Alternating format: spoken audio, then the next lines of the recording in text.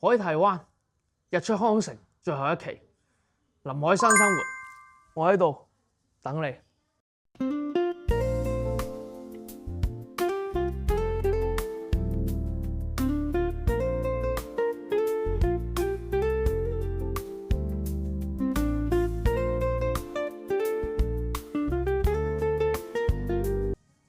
海堤灣臨海生活，今日我哋大家睇單位 F 452尺實用面積，我哋行啦。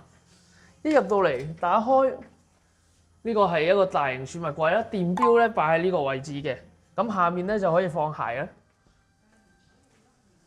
好，入到嚟呢個452尺嘅廳咧，康城信和咧，通常咧佢個廳咧都非常之大嘅，係啦。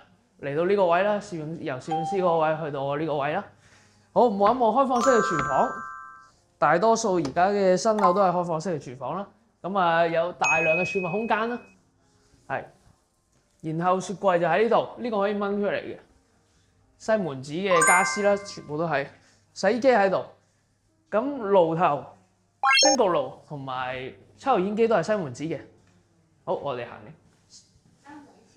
好，入到嚟呢間細房啦，咁啊兩房嘅間隔，呢間就係細房啦。咁我哋再望下洗手間嘅位置，洗手間嘅位置咧，牆嘅用料非常之靚啦，係啦，順和嘅一貫作風啦。然之後最緊要望一望兩房呢間大房有咩特別咧？由嚟到呢一度窗嚟到呢個位置，攝影師可以企喺呢個位置，可以望下。最緊要呢個位，兩房裏面咧，大房有咩特別咧？就係呢一個位咧，可以做一個衣櫃。咁所以咧，如果兩房嚟講咧，呢間大房係非常之抵住嘅，可以做到三邊落床啦。然之後咧，後面再做個大衣櫃，非常之好。